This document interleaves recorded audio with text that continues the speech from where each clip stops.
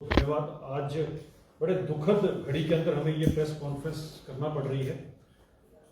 दुख इस बात का है कि जो एनकाउंटर जो थाना कठुआ में चल रहा था और जिसे हमारे जे.एंड.के पुलिस के वीर जवानों ने अपने प्राणों की आहुति देकर नियर अबाउट सफलतापूर्ण अभी तक निभा लिया है, उसमें जो लेटेस्ट जो हमारे पास सूचना है 3 से 4 आतंकी पाकिस्तान के भाड़े के जो टट्टू थे उन्हें ढेर कर दिया गया है।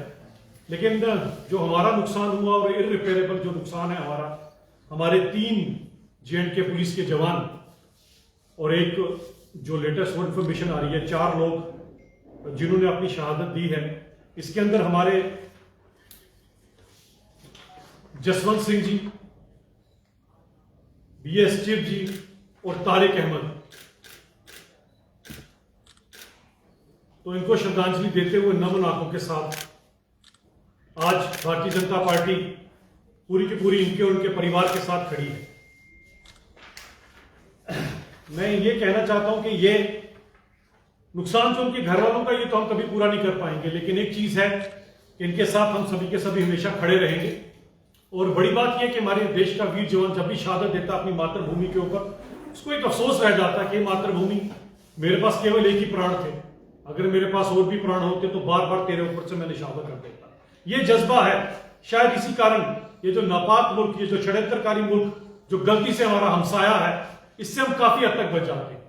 और खासकर अगर आप अभी देखें तो पाकिस्तान ने जो अपनी स्ट्रेटेजी शिफ्ट की है, जो अब कश्मीर से इस बॉर्डर की तरफ जहां से वो टेररिस्ट पार करने की कोशिश करते हैं, कुछ हद तक कभी कभी कामयाब हो जाते हैं, लेकिन हमारी जे.एंड.के पुलिस और हमारी सिक्योरिटी फोर्सेस बड़ी मुस्तैदी से इनके साथ लड़कर हमारे को बचाने में कामयाब रहती है। लेकिन इस मुल्क का तो खैर इलाज घर पर घुस कर ही किया जाता है, जो भारतीय जनता पार्टी अच्छी तरह से जानती है, भले वो बालाकोट या उरी सर्जिकल स्ट्राइक रही हो, यही एक इनका इलाज है। लेकिन अभी भी दुर्भाग्य यह है कि अभी भी कुछ यहां पर ऐसे लोग और कुछ ऐसे नेता हैं जो इसी पाकिस्तान से बात करने की वकालत करते हैं। खैर, आज मैं राजनीति में ना जाकर सबसे पहले तो नमन आंखों के साथ अपने इन वीर जवानों की शहादत को याद करता हूं। और मेरी एक अपील, क्योंकि ये अभी जो नया डिजाइन है पाकिस्तान का, वो कठुआ के बॉर्डर्स की तरफ है, और मैं कठुआ के लोगों से भी एक अपील करना चाहता हूं कि हम थोड़ा सा अपने इतिहास में जरूर जाएं।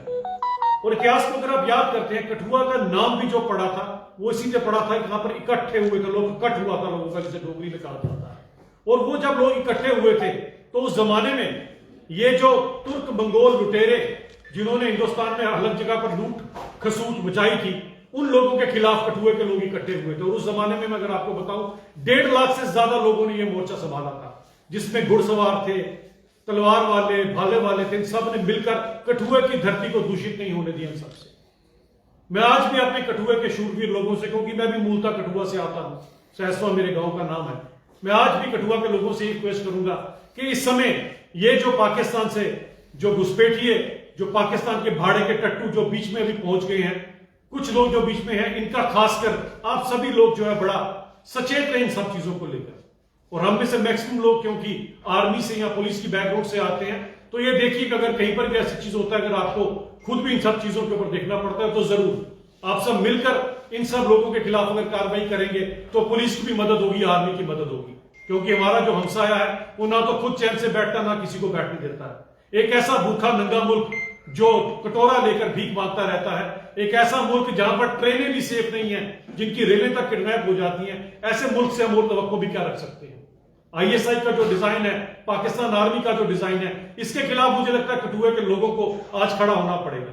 हम सब इकट्ठे अपने आगे पीछे पूरा ध्यान रखें। कोई भी अगर ऐसी मूवमेंट हो रही है, कोई भी भले किसी भी कपड़ों में कहीं पर भी कोई आ रहा है, तो इमीडिएटली सिक्योरिटी फोर्सेस को, पुलिस को इसके बारे में इन्फॉर्म किया जाए। और हम सब इकट्ठे होकर कम से कम अपने गांव और अपने कस्बे को प्रोटेक्ट करें, क्योंकि इस समय हम सबको मिलकर ये लड़ाई लड़नी है, क्योंकि ये आखिरी लड़ाई है। जिस तरह से अगर आपने माननीय गृह मंत्री जी को सुना हो, यह अब आखिरी फेज की लड़ाई है, और वो जो क्षमा जब बुझती है तो उससे पहले फड़फड़ाती काफी है। अब ये वही स्टेज चल रही है, लेकिन हम सब मिलकर, क्योंकि हमारा इतिहास गवाह है कि उस समय भी 1.5 लाख कठुए के लोगों ने मिलकर इन लोगों को यहां पर अपनी धरती पे कदम नहीं रखने दिया था। आज भी मेरी तवक्को अपने सभी लोगों से यही है। तो मैं रिक्वेस्ट करूंगा कि हम सब लोग मिलकर इनके खिलाफ लड़ाई लड़ें। और एक मेरी एडमिनिस्ट्रेशन से खास अपील है, और मैं यहां पर एडमिनिस्ट्रेशन को कहना चाहता हूं कि अगर आपके किसी ऑफिसर की वजह से जम्मू कश्मीर के अंदर अगर आर्म लाइसेंसेस का स्कैम हुआ था, इसका खमियाजा मेरे लोग भुगते, यह कतई बर्दाश्त नहीं किया जाएगा।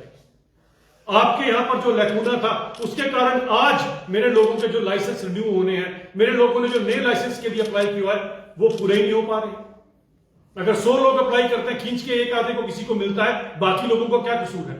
ये सभी के सभी देशभक्त हैं, और मुझे लगता है जब ये अगर अपने सभी जितने डॉक्यूमेंट चाहिए उनको पूरा कर रहे हैं, तो आपको लाइसेंस देने में कोई हर्ज नहीं होना चाहिए। ये इनका हक बनता है लाइसेंस के ऊपर, और रिन्यू करना भी इनका हक है। जिन्होंने अप्लाई किया है, खामखा बिना किसी बात के इनके लाइसेंस को ना रोका जाए, क्योंकि ये मुझे लगता है बहुत गलत है। और गलती एडमिनिस्ट्रेशन की है तो एडमिनिस्ट्रेशन अपनी गलती को देखे, हमारे लोग क्यों भुगते इसके ऊपर? इस चीज को लेकर, इसका संज्ञान लेकर मैं माननीय उपराज्यपाल मनोज सिन्हा जी से बात करूंगा कि मेरे लोगों के जो लाइसेंसेस हैं जिनके लिए अप्लाई किया गया है, वो डायरेक्शन दे डीसी को और बाकी सबको कि इमीडिएटली सभी की फाइलें क्लियर की जाए अगर उनकी वेरिफिकेशन प्रॉपर आती है तो, क्योंकि ये नीड ऑफ द आवर है। और इस समय जिस तरह की सिचुएशन है, सबके पास, जिनके पास लाइसेंस जो रख सकते हैं, जो ट्रेंड है, उनको पूरा अलो करना चाहिए इन सब चीजों के लिए। और ये भी मैं जरूर कहना चाहूंगा कि इस मौके पर जो नम नाथों से हम इनको श्रद्धांजलि दे रहे हैं, आज हम सब इनके परिवार के साथ खड़े रहे। इनकी कमी तो हम पूरी नहीं कर सकते हैं, लेकिन ये जो शहादत इन्होंने दी है, और मैं सैल्यूट करना चाहता हूं अपनी जेएंडके पुलिस को, जिनके जवानों ने इन ट्रेंड टेररिस्टों के साथ लोहा लेते हुए इन्हें मार गिराया है और अपने प्राणों की आहुति है। बहुत बहुत धन्यवाद। जसरोटिया साहब, ये एक मेरा सवाल है कि परिवार के लोग जो है जंगल में गए और उन्होंने देखा, तो आपको लगता है कि कहीं ना कहीं जो इंटेलिजेंसी जो एजेंसियां हैं हमारी, वो फेलियर है कि एक परिवार जाता, उनको पता चलता, उसके बाद ये सारा ऑपरेशन शुरू होता है? आपको नहीं लगता कि आपसी तालमेल जो सिक्योरिटी एजेंसियां जो इसके ऊपर नजर रखे हुए हैं, उनमें कुछ कमी है? देखिए संधू साहब, मैंने पहले प्रेस कॉन्फ्रेंस शुरू करने से पहले कहा कि आज ये सब चीजें डिस्कस करने का समय भी नहीं। आज यही चीज है कि हर एक इंसान को, भले वो एजेंसीज हैं, भले वो सीआईडी वाले हैं, भले वो बाकी सब हैं, सबको एक दूसरे के तालमेल के साथ काम करना है। और अगर आपके अकॉर्डिंग कहीं पर इस चीज में कमी है तो उसे इमीडिएटली रेक्टिफाई करना चाहिए। और मेरा ये मानना है, काफी काबिल डीजीपी प्रभात जी जो हमारे पास इस समय, जिनको ऑलरेडी सभी एक्सपीरियंस है अलग अलग जगहों का ऑपरेशन को कैरी, और उन्होंने इस ऑपरेशन को भी काफी सफलता से उन्होंने चलाया।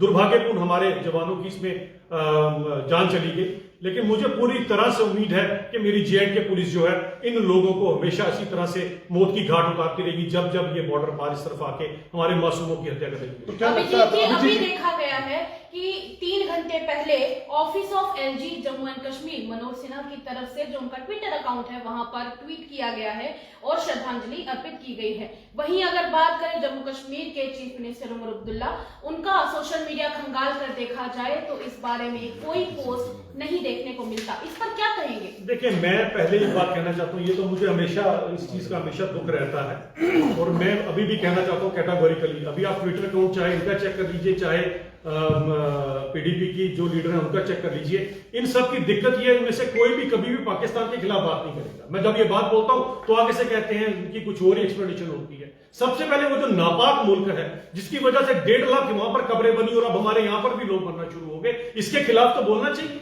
ये नेता जिस पोजीशन के ऊपर, जब ये पाकिस्तान के खिलाफ बोलेंगे तो कम से कम बात तो कह रही होगी हर एक जगह पर। लेकिन मुझे समझ नहीं आती क्यों हमेशा पाकिस्तान का नाम लेने से, इन सब चीजों लेने से ये परहेज क्यों करते हैं? आपको क्या लगता है कि जिस तरीके से घुसपैठ होती है लगातार जम्मू कश्मीर, चाहे वो राजौरी जिला हो, चाहे वो पुंछ हो, चाहे वो कठुआ हो, ये जो घुसपैठ होती है इसमें लोकल सपोर्ट कहीं ना कहीं जरूरी इनको मिलती है, जिस वजह से ये सर्वाइव करते हैं इतनी देर जंगलों में? मेरी एक पिछले दिनों एक प्रेस कॉन्फ्रेंस थी कठुआ में, जिसमें मैंने खास कर इन काली भेड़ों का नाम लिया था। ये काली भेड़ें तो होती हैं, और ये काली भेड़ें आज नहीं, आप जब मर्जी देख लीजिए, हर जगह पर आपको पाई जाएंगी। और ये तभी तो मैंने लोगों से, कठुआ के लोगों से ये रिक्वेस्ट किया कि आपके आगे पीछे कुछ अगर काली भेड़ें हैं, इनका पूरी तरह से ध्यान रखें कौन ऐसा कर रहा है। और पता लग जाता है, अगर आप किसी मोहल्ले में या किसी गांव में रहते हैं, आपको पता चल जाता है कौन ऐसा इंसान है जो, अगर ऐसा इंसान अगर पकड़ा जाता है तो सबसे पहले पुलिस को बताया जाए और उसके खिलाफ सख्त से सख्त कार्रवाई। जम्मू में असेंबली सेशन चल रहा था और मोहम्मद अली सागर द्वारा एक बयान दिए गए थे कि कश्मीर पाकिस्तान से हमें डायलॉग करना चाहिए। मैंने तभी तो बात की, पहले स्टार्टिंग से मैंने उसी ओर इशारा किया था कि जिन लोगों को अभी भी पाक प्रेम जागता है, जिन लोगों को अभी मन करता है कि इस नापाक मुल्क से बात करनी चाहिए, उनके लिए ऑप्शन खुली है। ये जो भारत देश है, इसकी क्लियर कट स्ट्रेटेजी है, terrorism and talks can not go together. इसीलिए अगर आपको याद होगा, बड़ा इंपॉर्टेंट इवेंट था जो पिछले दिनों क्रिकेट का रहा है, इसमें हमारी टीम ने साफ कह दिया था कि हम वहां नहीं जाएंगे। जो मुल्क वहां से ये घुसपैठी और टेररिस्ट बेचकर हमारे मासूम लोगों का खून रक्तपात करेगा, ऐसे मुल्क के साथ ना तो कोई खेल खेला जाएगा, कोई गेम खेली जाएगी, ना ही ऐसे मुल्क के साथ कोई बातचीत की जाएगी। अगर कोई बातचीत को समझ आती है तो वो उड़ी और बालाकोट वाली समझाई जाती है। जसोटी साहब, आपको नहीं लगता कि पुलिस को लोगों के साथ आपसी तालमेल या लोगों के साथ, गांव के लोगों के साथ भी मिलकर ये स्ट्रेटजी बनानी होगी कि ऐसे लोगों के ऊपर नजर रखी जाए? संधू साहब, मैंने पहले ही आपको चीज रिक्वेस्ट की कि आज हम अपनी पुलिस के ऊपर कम से कम, ही मैंने आप सामने पुलिस के आज पर्टिकुलरली पहली बार ही हुआ होगा किसी प्रेस कॉन्फ्रेंस में हम क्यों इनके चित्र लेकर आए, नहीं, ये इसलिए लेकर आए कि हमारे दिल से ही ये घाव हमारे दिल को नहीं, ये एक सुजेशन है पुलिस को जो लोगों के साथ मिले और ये ऐसे लोगों लगता है कि हमारी पुलिस, जेएंडके पुलिस बड़ी सक्षम है, ये कर भी रही होंगी ऐसी। लेकिन ऐसे केस के अंदर अगर कहीं पर भी कोई अगर आपको लगता है शॉर्टकमी तो इमीडिएटली इसका संज्ञान लेने। जो मैं बार बार कहता हूं, एक काबिल डीजीपी हमारे पास है, वो पूरी तरह से कोशिश करेंगे हम लोगों को कम से कम इनसे मुक्ति दें। अभिजीत जी, काली भेड़ों की आप अभी बात कर रहे थे, क्या लगता है कि ऐसा क्या है जो बार्टर सिस्टम के तहत एक्सचेंज किया जा रहा है जिसकी वजह से ये काली भेड़ें भी सरवाइव कर पा रही हैं और इन आतंकवादियों की मदद कर पा रही हैं? देखिए, कहीं ना कहीं ये चीजें तो रहती हैं। हर एक समाज के अंदर 1% या 2% ऐसे लोग रहते हैं जो पैसे की खातिर अपना दीन ईमान और देश बेच देते हैं। ऐसे लोग आपको क्या लगता है कि सिर्फ पैसा है या नशा भी बिक रहा है? कुछ भी हो सकता है जी, पैसा हो, नशा हो, या कई लोगों की इंटेंशन ऐसी, या कई लोग किसी की बातों में आ जाते हैं। ऐसे लोग हमेशा समाज में रहते हैं, लेकिन जो दायित्व बनता है वो बाकी के 99% लोगों का बनता है कि इन 1% लोगों को आइडेंटिफाई किया जाए और इनको एक्सपोज करके पुलिस के सपोर्ट किया जाए और ताकि इनके खिलाफ कार्रवाई, क्योंकि बिना लोकल सपोर्ट के यहाँ सर्वाइव करना नेक्स्ट टू इम्पॉसिबल है। सुनने में यह भी आया, जो ये घुसपैठ हुई है, 5 से 7 लोग हो सकते हैं आतंकवादी जो वहां पर छुपे हैं, जिसमें से 3 को मार गिरा दिया गया है, जैसे कि अभी भी खबर आ रही है 4 मार दिए, मगर उनके पास हथियार नहीं थे। ये हथियार उनको यहीं से मुहैया हुए हैं, चाहे वो ड्रोन के जरिए, चाहे यहाँ लोकल सपोर्ट के जरिए। देखिए, ये तो पूरे का पूरा डिजाइन होता ही है। हथियार ड्रोन के थ्रू ड्रॉप किए जाते हैं और उनका रिसीवर यहाँ पर बैठा होता है। उसके बाद वो पॉइंट्स होते हैं जहां से ये लोग हथियार लेते हैं, क्योंकि हथियार लेके बॉर्डर पास करना नेक्स्ट टू इम्पॉसिबल है। वहां पर इस हिसाब का स्कैनर भी और सिस्टम भी है। ये सारी की सारी जहां पर भी है वो पॉइंट आता ही है, जिस तरह से बोला गया कि वो जो लोग यहाँ पर सपोर्ट कर रहे हैं उनको इमीडिएटली पकड़ना, और कोशिश भी कर रही होगी पुलिस इमीडिएटली उनको पकड़ना, एक्सपोज करना, और खासकर बाकी के लोगों का भी दायित्व बनता है अगर आपको इस तरह की कोई भी एक्टिविटी करता हुआ नजर आए इमीडिएटली पुलिस को उसके बारे में, क्योंकि हम सबकी ड्यूटी बनती है, सब मिलकर ही ये जो आखिरी लड़ाई है इसको लड़ सकते हैं। धन्यवाद।